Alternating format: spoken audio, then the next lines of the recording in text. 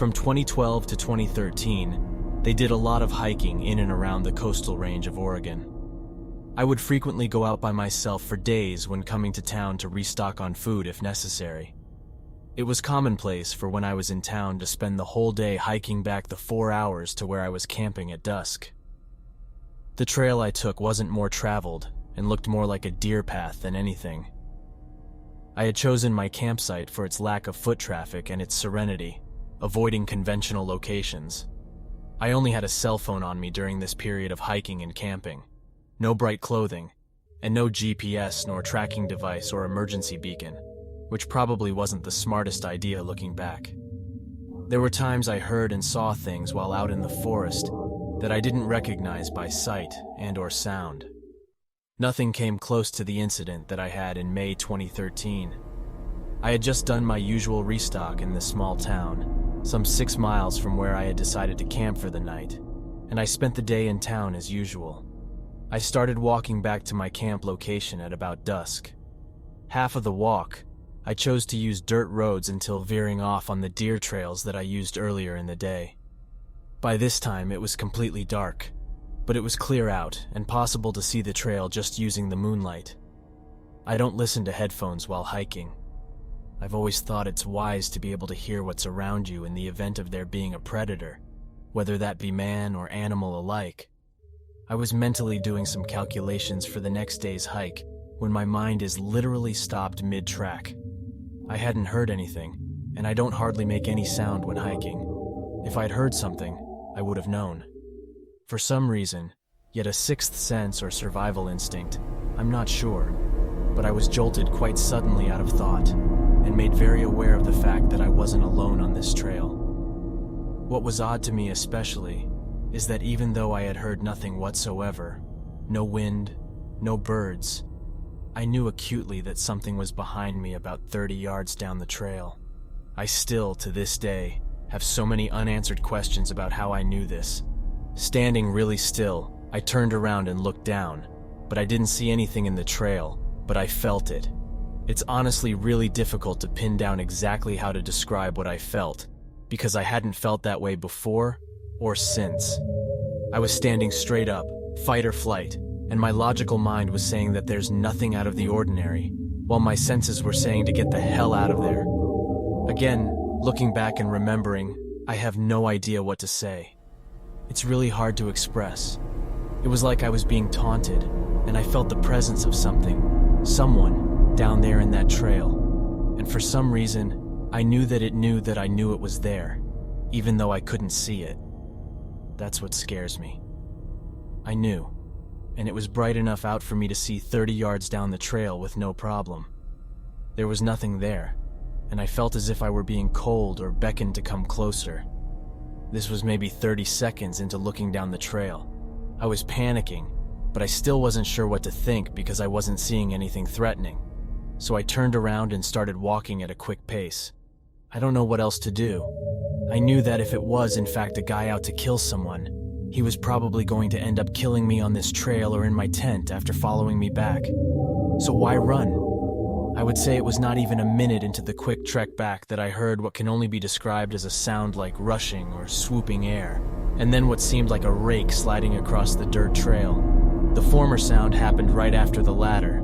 These sounds happened together at about half a second a pass for 4 times. They were very close to me, maybe 20 yards back. Looking back, I don't know how I was able to stay composed and not soil myself, but somehow I mentally stayed focused enough on getting myself back to my tent. I ignored the panic and just kept walking quickly, not looking back. Whoever or whatever it was that followed me, the majority of the next hour, I kept heading forwards and didn't look back. A few minutes from my camp location, the fight-or-flight instinct gradually but succinctly left, and I crawled into my tent and didn't sleep a minute the entire night. Morning came, and I packed up and left.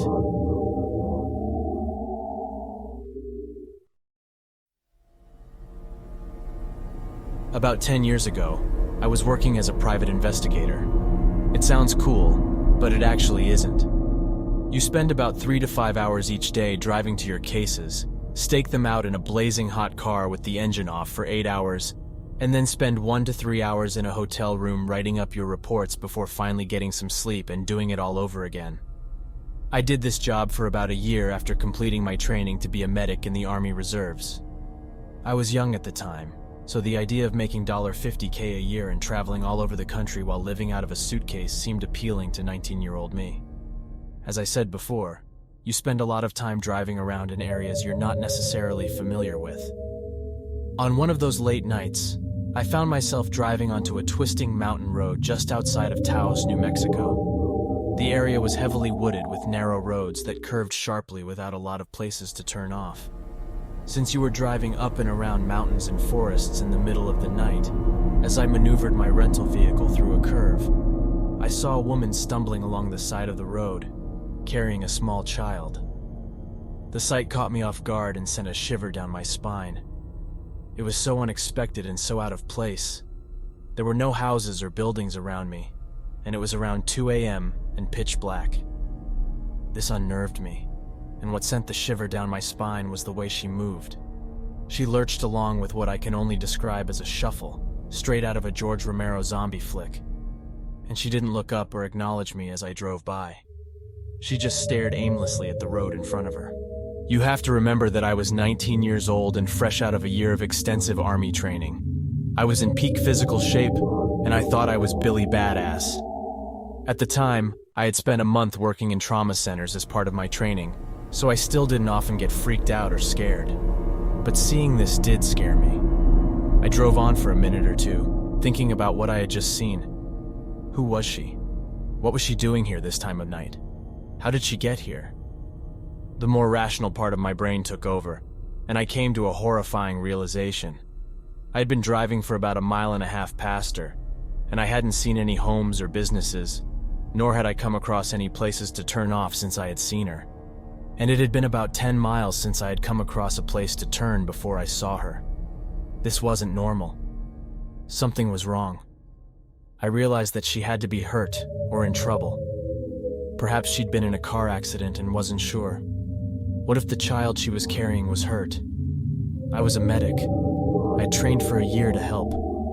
Sure, I was scared and unnerved, but how would I feel if they later died of exposure out on the mountain, and I was too much of a coward to go back and help? Wouldn't I also be scared the first time I saw combat when my friends were depending on me? I had to man up and turn around, and as soon as it was safe, I did so. I drove back to where I'd seen her, half relieved and half horrified. When I could not find her, I traced the road 6 times. Where could she have gone? There was only a small area on the side of the road and guardrails for miles. I drove, turned around, and drove, and turned around, and drove and turned around and drove again.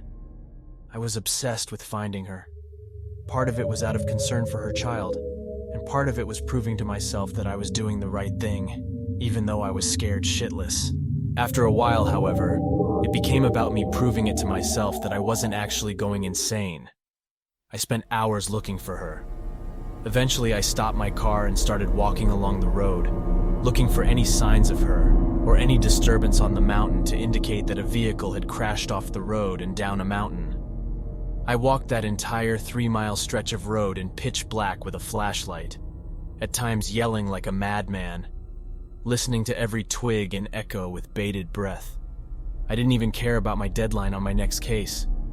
I was sure of what I saw. I wasn't crazy. I wasn't seeing things, and I wasn't overly tired. I saw her stumbling down that road, and there's no doubt in my mind. But there was nothing.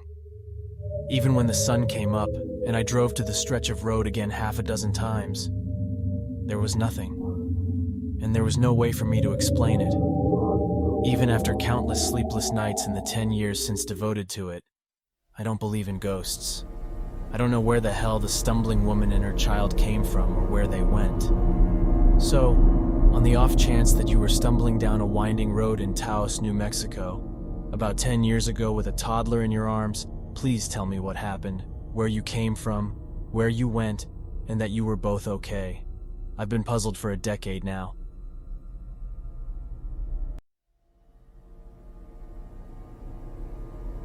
When I hiked alone frequently, I used to see flashes of color out of the corner of my eyes.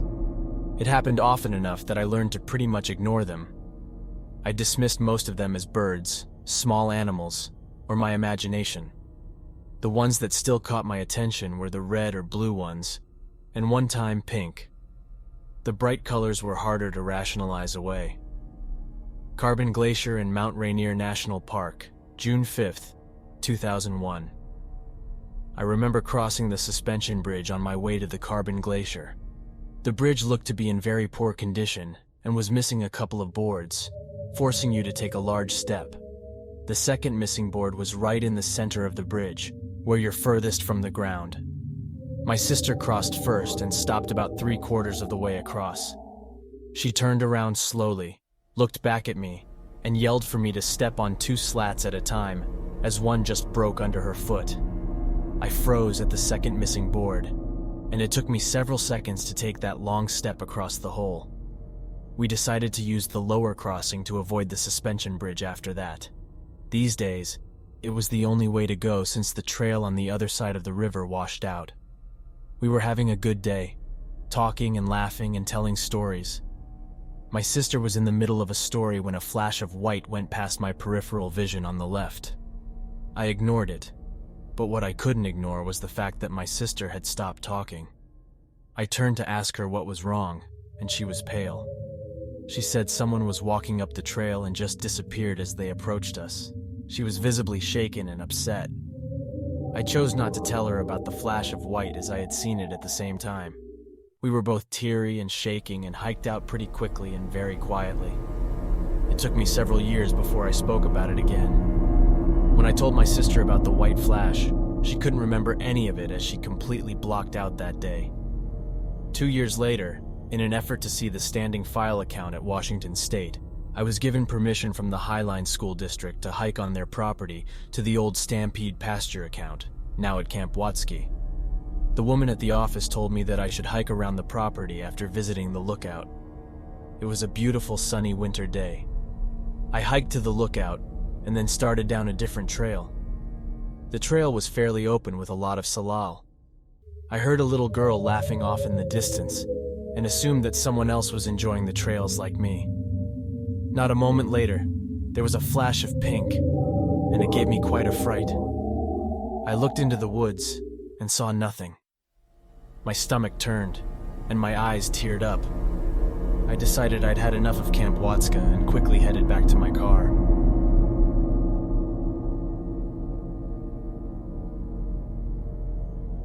I am an extremely outdoorsy female. I love to spend a lot of time in nature. I spent the better part of my early 20s living in remote northern locations and exploring a lot of Alaska, Yukon, and BC. I have many odd, frightening, and bizarre stories that came from my time in the north, and this is one of them. In the summer of 2012, when I was 22, I was living and working in a pretty remote town in northern British Columbia. From May to September, I worked at a campground in a provincial park on the Alaskan Highway, 4 hours north of Fort Nelson, and 2 hours south of the Yukon-British Columbia border. The best part about the park was the fact that it had a beautiful natural hot spring, which attracted tourists from all over North America. Every day, I lived in an old trailer on a separate part of the campground where the rest of the staff lived. I quickly got used to living in a place that had no running water, no electricity, no cell phone service, and no internet. Driving for hours to Fort Nelson every 2 weeks to get groceries and do my laundry became routine. Life was pretty sweet. I got to hike, go for late-night dips in the springs, make some traveling friends, and spend quality time in nature, getting to know the flora and fauna of the landscape. My job at the campground was the park facility operator, which involved general maintenance and cleaning of campsites, as well as being a gatehouse attendant, wildlife interpreter, and sometimes doing security shifts here and there. The feeling of living in the woods was so completely different from living in a city. In the city I'm from, there are people around, and you are aware of the fact that your house or apartment could get broken into. Emergency services are pretty quick to respond, and neighbors are also a big plus. However, in the woods, I felt very vulnerable. The closest police were 4 hours away, and I lived in a rundown trailer that could easily be broken into. Not to mention it was pretty dark, which made it all the easier to sneak around at night. I was already on edge. Sleeping every night, a trailer next to mine was abandoned by the previous manager of the campground after his son had shot himself in the head inside of it. The previous manager had promised numerous times he would hire a company to drive up from Fort Nelson and tow the trailer away, but that never happened. Not while I lived there, at least, and nobody seemed to care about it too much. I went into the trailer once, saw the blood and brains still on the wall, and never went back again. Back in the 90s, there was also a fatal bear attack at the hot springs. We all had to read the incredibly gruesome and detailed police report for our bear-aware training, so yeah, unsettling to say the least, too. One night, probably around 2 o'clock in the morning, I'm asleep inside my trailer, and I'm woken up by very loud banging on the trailer door. Reasonably shaken, I look outside the window next to my bed, and I see a car with its lights on and 2 men standing at my door. I can feel the blood drain from my face. This is the moment I've been scared of the entire summer. Through the door I say, "How can I help you?" And one of the guys, clearly hammered out of his mind, starts rambling on about something. No matter how hard I try, I cannot understand what he is saying.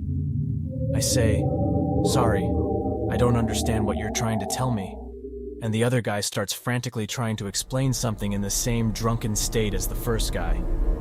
I decide at this point that they don't mean any harm, and I open the door to speak to them. They look visibly shaken, and I can tell that they are desperate for my help, but don't have the mental capacity of a sober person to coherently tell me what is wrong.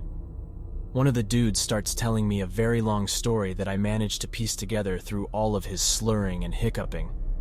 Basically, he says that he and his friend are on vacation, and they came up from Fort Nelson to party. They had a really long drive.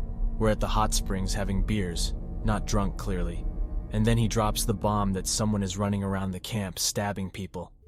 I look at the guy telling the story and notice that he has blood all over his clothing. I ask, "Someone is going around stabbing people?"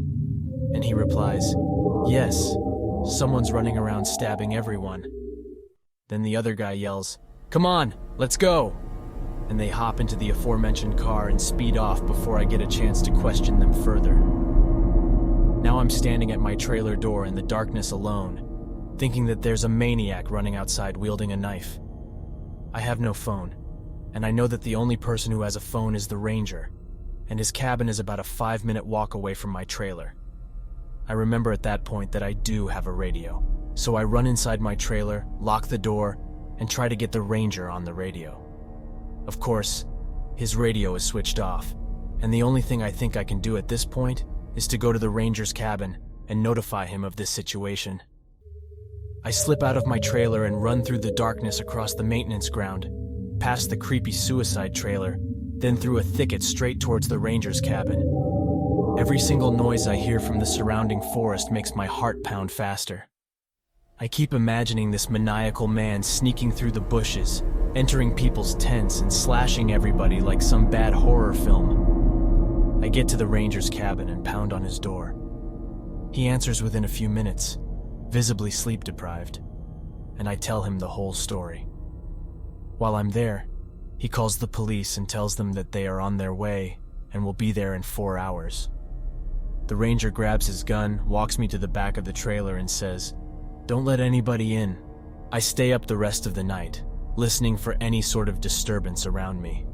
The intense kind of listening where you're concentrating so hard on the external sounds that might be made that you almost feel deaf from the silence. After about 2 hours of doing this, my trailer starts rocking back and forth. I freeze. My heart drops. I can hear the sound of someone breathing extremely heavily, and I'm thinking, this is it. A knife-wielding maniac is going to murder me, and this trailer is going to have to be another one which they will have to tow away. I'm just sitting there on my bed in my trailer as it's rocking, waiting for the maniac to stop tormenting me and just break the window and stab me. I am listening intently to the heavy breathing, and that's when I hear a grunt, a very non-human sounding grunt. I get a feeling that it's not what I think it is. When I look out of the window, I see a bison scratching its back on the side of my trailer, causing it to rock back and forth. The RCMP got there around 6:30 a.m. and proceeded with their investigation for about 10 hours. They closed off the hot springs, and the entire campground turned into an episode of CSI. We didn't hear anything about what took place during the night until the investigation was over. Apparently, there was a guy at the hot springs who made a lewd comment about one of the females in another group, which resulted in an argument. The guy disappeared and returned an hour later with a knife, stabbed 2 of the guys in the group, and booked it back to Fort Nelson. Not before stopping at my trailer with his buddy to tell me, of course, of the incident. Yeah, one of the guys at my trailer was the dude stabbing people. My guess is that him and his friends stopped by my trailer to try and make it look like they were innocent, drunken logic. The 2 guys that were stabbed survived, which is good. For many days following this incident, I was cleaning up blood-soaked clothing and rags from all random places over the campground. So, knife-wielding maniac, let's not meet again.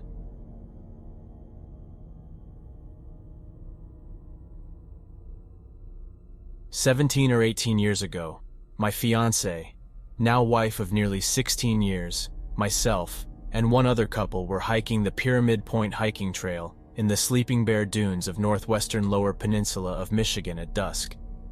We had my old film camera with the 200mm zoom lens on it. We got to the overlook, which looks northwest over the Manitou Passage to the Manitou Island. We watched the sunset and entered that late dusk period that seems to last forever during a northern Michigan summer. It was probably 10 p.m. at this point. There were high winds and solid waves breaking on the shore below us. While standing and talking, we saw a light flash once out in the water between the islands and the mainland, in the vicinity of North Manitou Shore Lighthouse. We stopped and looked, but we weren't creeped out by it. After all, boaters are out in this stretch of water fairly regularly. I grabbed my camera and looked through the zoom lens, and I could make out what appeared to be a small boat, though it was difficult to tell with a 200mm lens. It's a 7-mile wide stretch of water to the nearest island, so we were probably 3 to 4 miles away from the actual light. We had flashlights, so we shined our lights in the direction of the light that we had seen, waved it around, and immediately the light came back. Then it started flashing SOS in Morse code, which was a huge surprise to us. We weren't even sure if our lights were bright enough to be seen at that distance. Given the stretch of shore, it's almost all forested, and we were just a little spot several miles away. We were suddenly full of adrenaline and concern. 2 of us ran back to the cars, which were half a mile through the woods in the dark, down a hill with our flashlights, and got a cell phone and binoculars. While we were gone, the folks on the lookout had no light source. At the car, we called the Coast Guard from our cell phones. It was 1999, so these weren't smartphones by any stretch of the imagination. We explained to the Coast Guard that someone was flashing SOS at us out in the water, and that we were hikers observing from Pyramid Point Overlook. They said that they would send a ship to look over the area, and we asked them to hurry. At this point, we ran back up to our overlook with binoculars, phone, and flashlight. Atop the overlook, there was no cell signal, so we had to pocket the phone and had no further communications with the Coast Guard. With our binoculars, we were able to see a guy in an aluminum rowboat rowing like crazy, with waves breaking over the bow of his boat. It was nearly pitch black outside, so we were only barely able to make out the sound. It was about 10:30 or 10:45 at this point. During a Michigan summer, it's still light enough to see outside. Anyway, he would occasionally turn around and flash SOS at us and go back to rowing. It was disturbing to be several miles away, completely helpless, while we watched this guy struggling in a rowboat in the dark. It got darker, and we could not see anything anymore. But every few minutes, the man in the boat would flash SOS. He did not appear to be making any progress towards the mainland, but he was clearly drifting northwestwards through the Manitou Passage. Every time he flashed, we turned on our flashlight and shined it back at him for a few seconds and turned it off. We did not know Morse code and had no cell signal. We stood and watched for what seemed like forever, completely helpless. The man stopped flashing his light and it was too dark to see his boat. Then a tugboat appeared, but it did not appear to be the Coast Guard ship. It showed up and started doing a grid search pattern through the passage with a bright light shining from the water. The Manitou Passage is probably 6 or 7 miles wide and 6 to 7 miles long, so the search was slow. A smallish Coast Guard ship started doing searches at the northern end of the straits with bright lights as well. They met in the middle of the straits, having done a zigzag stripe pattern for what felt like an eternity. Unfortunately, they didn't find anyone. We drove into a bar in Glen Arbor to see if there was anything on the news, but there wasn't. We called the Coast Guard the next morning wondering if we had seen a man die or if he had been rescued, but the person on duty had no idea what happened. They didn't have any record of our call from the night before, so to this day, it's unsettling to me, knowing how harsh the conditions on Lake Michigan can be, and knowing that we had seen a man flashing SOS at us through our binoculars just before it got dark. It was really bothersome. There's no closure, no happy or sad ending. No ending at all other than going back to our camp and hitting the sack. I have no idea what happened to him, and I really doubt I ever will.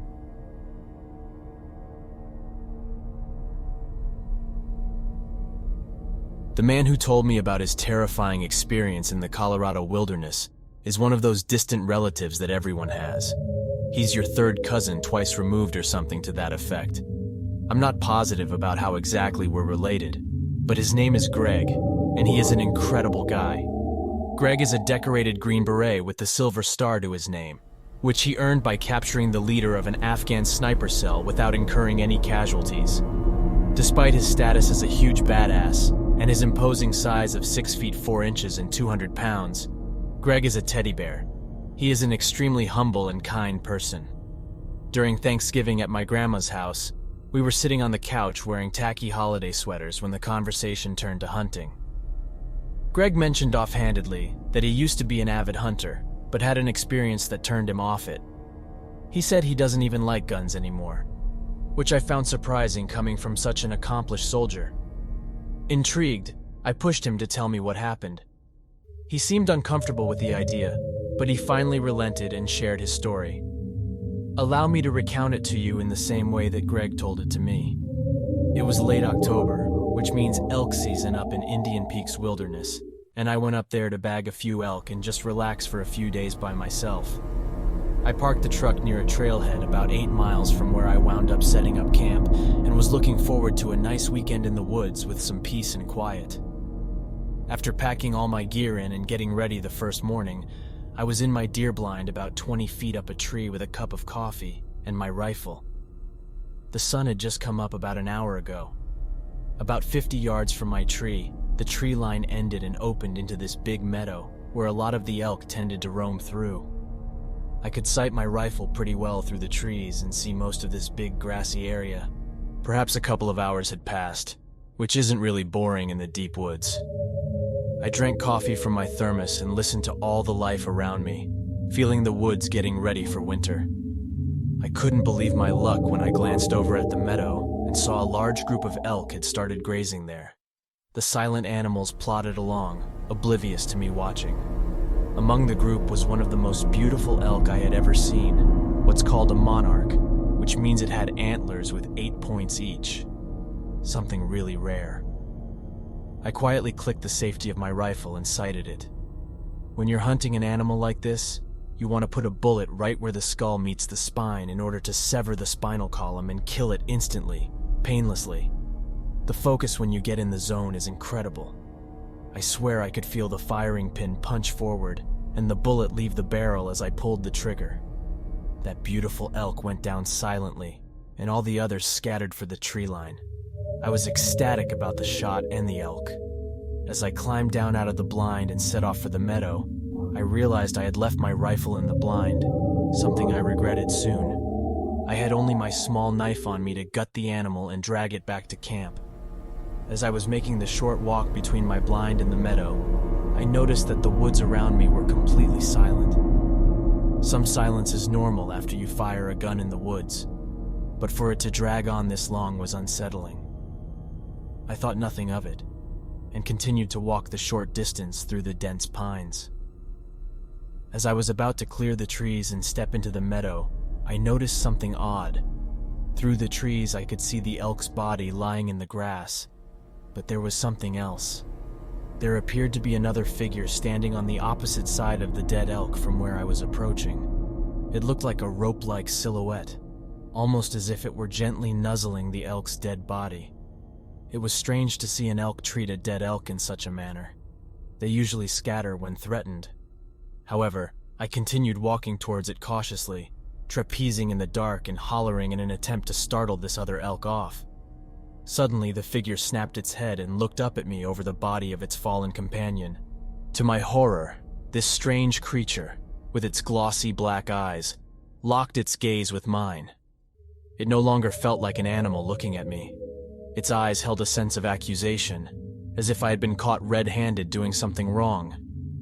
In that moment, I felt a sudden discomfort and a profound sense of guilt, as if I were an intruder in the beloved woods that I had always cherished. The creature, with most of its body appearing somewhat human but terribly emaciated and elongated, stood at least 10 feet tall, not including the antlers on top of the elk's head. It was bald everywhere but the neck up, and its pale pinkish skin sent shivers down my spine. Its legs bent backward at the knees, resembling the hind legs of an elk. This horrifying, skinny, naked, and unnatural being just stood there, glaring at me with palpable hatred. The woods around us fell silent. Time seemed to blur, and I couldn't tell if seconds, minutes, or even hours had passed. The overwhelming feeling of disapproval intensified, making me feel smaller than ever, like an ant under a shoe. I took a step back, my boots feeling as if they weighed 10 pounds, and my entire body turned numb. The noise of my footsteps echoed in my ears as I took another step back, then another, until I broke into a run. Running through the thick woods was tough, but fear propelled me faster than I had ever run before. I passed my blind, where my $4,000 rifle sat untouched, without even slowing down. I ran all the way back to my camp, which must have been a mile away, before finally stopping to catch my breath. It took me another minute to gather the courage to look behind me. To my relief, I was alone, but the woods around me remained silent and brooding. I wanted more than anything to pack up and go home, but I knew that I couldn't make it back to the car before nightfall, and being exposed in the darkness was the last thing I wanted. I cooked an MRE in my tent and stayed there for the rest of the night, my senses on high alert. When morning arrived, I wasted no time. I packed up my camp, including my rifle, and hiked out of the area. I've never fired a gun in the woods since that day, and I have no intention of ever doing so again. I'm not a spiritual person, but if that experience wasn't a message from the forest telling me to leave it alone, I don't know what is. I can take a hint. I may never fully understand what that creature was, but I know what I saw. From now on, whenever I find myself alone in the woods, I take extra care to be respectful. You never know who or what could be watching.